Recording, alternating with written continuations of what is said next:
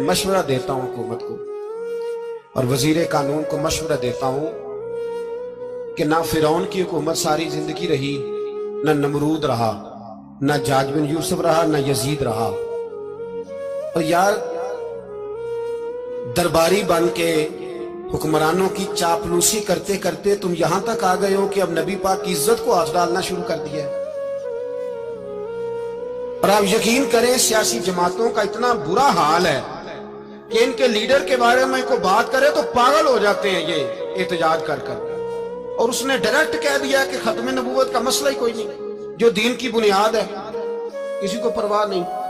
मुझे तो उन लोगों की फिक्र हो रही है जिन लोगों ने इन्हें वोट दिए हैं, वो अल्लाह को क्या जवाब देंगे। और ये अल्लाह माशाल्लाह सारी सियासी जमातें इस तरह की। और मेरा वजीर कानून साहब को भी मशवरा है कि जिंदगी बड़ी थोड़ी है, बड़ी थोड़ी। अल्लाह सबको माफ करता है, अपने रसूल के गद्दारों को माफ नहीं करता। और यहां तुम्हारी गाड़ियों पे झंडे लगे हुए हैं, वहां भी तुम्हारे झंडे लगेंगे, पर इसलिए लगेंगे कि ये गद्दार है नामूसे रिसालत। ये झंडे लगेंगे। शर्म करो और डर जाओ, बस कर दो। तुम्हारे मुंह में अब दांत पूरे नहीं रहे। कोई शुगर का मरीज है तो कोई ब्लड प्रेशर का, तो कोई हार्ट का, तो कोई कैंसर का।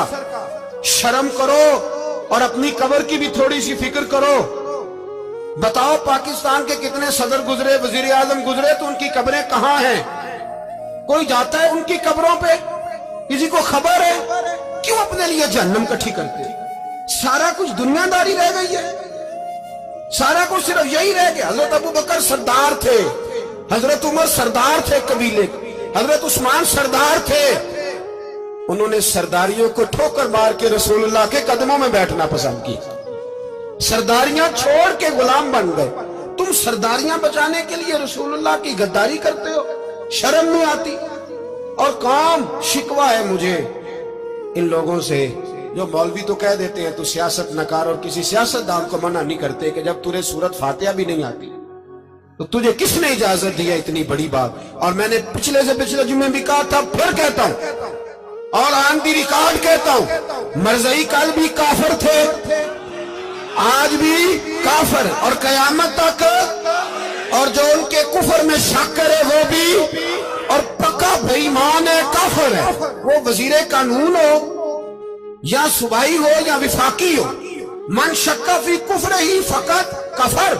जो मरज़ई के कुफर में शक करे वो भी काफिर है। हमारे रसूल आखिरी रसूल है। हम किसी को ये इजाजत नहीं देंगे कि वो खत्म नबूवत में रखड़ा डालने की कोशिश करे। हम किसी को ये इजाजत है। और तुमने कौम को लूटा, लूटते रहो, अब ईमान पे डाके तो ना डालो। तुम्हें दौलत लूट के पेट नहीं भरा, अब ईमान लूटना शुरू कर लिया। तुम्हारा फैक्ट्रियां लूटकर, कौमी खजाना लूटकर पेट नहीं भरा। बेईमानों, अब दीन बेचकर अपनी हुकूमतें पक्की करोगे। और वो लोग भी तैयार हो जाएं जो इन बेईमानों को मुंतखब करते हैं, उनसे भी सवाल करेगा खत्म नबुव्वत का मौजू कयामत के दिन कि तुम बताओ। इनको सपोर्ट करते थे जो रसूलुल्लाह सल्लल्लाहु अलैहि वसल्लम के बाद भी किसी नबी को नबी मानना दुरुस्त जानते थे। शर्म आनी चाहिए, ख्याल होना चाहिए। और मैंने कहा कि हमारा दिल नहीं चाहता, आप यकीन करें। तो हमें शौक है जुलूस निकालने का, तुम्हारे खिलाफ बातें करने का। तुमने रोज थर्मामीटर निकाला होता है, चेक करते हो कि ईमान कितना है कितना नहीं है। ये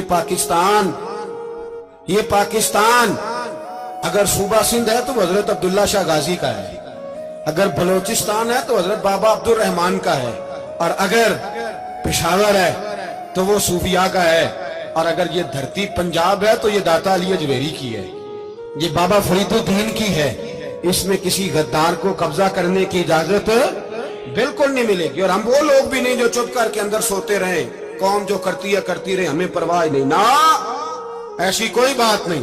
कोई बंदा ना समझे कि इन्हें होश नहीं, इन्हें पता नहीं, हमें सारा कुछ ही आता है। फिर अगर कल को कोई मुमताज कादरी पैदा हो गया तो शिकवा ना करना। कल को फिर से आमर चीमा निकल आया तो शिकायत ना करना, याद रखना।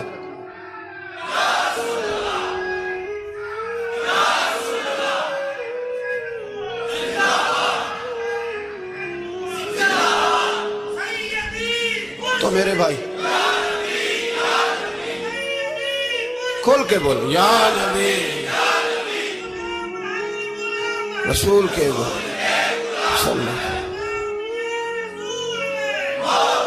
تو یہ مشورہ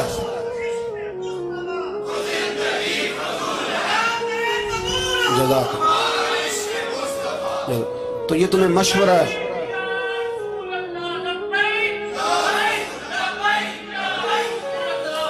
میری بات سنیں، یاد رکھیں، یہ لوگ بعد میں پچھتاتے ہیں، پھر مناظرے کراتے پھرتے ہیں اس نے صحیح کیا کہ غلط کیا، پھر انہیں ہوش آتی ہے بعد میں، پھر ان کے ہواری نکل نکل کے میدانوں میں دلیلیں دیتے ہیں. اس لیے ہمارا مشورہ ہے انہیں کہ یہ اپنی حد میں رہیں، اور جو کام تمہارے ذمہ، میں نے کہا نا تم نے بڑا لوٹا، یہ قوم روز تمہیں موقع دیتی ہے لوٹنے کا، یہ موقع دیتی ہے، تو تم نے دولت لوٹ کے پیٹ نہیں بھرے، اب ایمان لوٹنے کے چکر میں آ گئے ہو. یاد رکھو، مسلمان گناہگار ہیں، غدار نہیں ہیں. تمہیں دولت لوٹنے کا تو شاید موقع مل گیا ہے، پر ایمان لوٹنے کا موقع نہیں ملے گا. تو اس لیے اس کو لگام دو. اور ویسے بھی کتا جو پالتو ہوتا ہے نا، اس کو گھر کے اندر سنگلی سے باندھ کے رکھنا چاہیے. یہ تمہارے بوٹ چاٹتے ہیں، بھونکتے ہیں تمہارے حق میں، وزارتیں لیتے ہیں. ہم نے تو کوئی وزارت نہیں لی تم سے، اور نہ ہمیں شوق ہے اس لیے کہ ممبری کیا کرنی ہے جس کو ممبر رسول عطا کر دیا جائے. اس نے کیا کرنی ہے یہ ممبریاں جس کو پکا ممبر رسول دے دیا جائے. تو اس لیے اس سے باہر آؤ. میں نے کہا بڑے بڑے نمرود، فرعون، قارون دفن ہے، تمہارا بھی نام تک نہیں ہوگا، بالکل نام نہیں ہوگا. اس لیے ہمارا مشورہ، اور آپ لوگ بھی آئے نا یہ اگلے سال، تو ان کو کھڑا کر کے پوچھ لینا، اسلامی جمہوریہ پاکستان کا تم نے MPM بننا ہے، پہلا کلمہ ہی صحیح سنا دو. چلو خدا کا واسطہ یہی بتا دو کہ تمہیں نماز بھی ڈھب سے آتی ہے کہ نہیں. اور آپ کی موج ہے، آپ بٹھا لیتے ہیں سر پہ، کیا کریں، سمجھانے والے مفت گناہگار ہو گئے اور بہکانے والے سب تمہارے یار ہو گئے. اس لیے یہ چھیڑتے ہیں جان بوجھ کے. اور پھر جب کوئی ممتاز قادری علیہ رحمہ پیدا ہوتے ہیں، پھر انہیں دشواری ہوتی ہے، پھر ان کا جینا مشکل ہو جاتا ہے. یہ موقع دیتے ہیں، پتہ نہیں کس کے ایجنڈے پہ عمل کر رہے ہیں. میرا سوال یہ ہے، میں نے پچھلے جمعے پھر میرا سوال ہے کہ میں پوچھتا ہوں اس آدمی کو ضرورت کیا ہے ختم نبوت پر بات کرنا، جب امت مسلمہ کے متفق کا فیصلہ ہے کہ مرزائی کافر. اسمبلی نے بل پاس کر دیا کہ مرزائی، ان کو اقلیت قرار دے دیا، اور جب سے وہ اقلیت بنے، نہ ہم نے ان کی عبادت گاہ جلائی، نہ ہم نے ان کو قبروں سے نکالا، نہ ہم نے، بس ٹھیک ہے جیسے عیسائی رہتے ہیں، یہودی سے کس ملک میں رہتے ہیں وہ بھی رہے، اقلیت بن کے رہے، کوئی اعتراض. پر تم انہیں کھینچ کے کیوں قریب کرتے ہو؟ تمہارا کیا جرانہ ہے ان کے ساتھ؟ بتاؤ تو صحیح. ان لوگوں سے ان کو چاہیے اپنے منہ میں لگام ڈالیں، اور اگر نہیں ڈالیں گے پھر انشاءاللہ ڈالی جائے گی.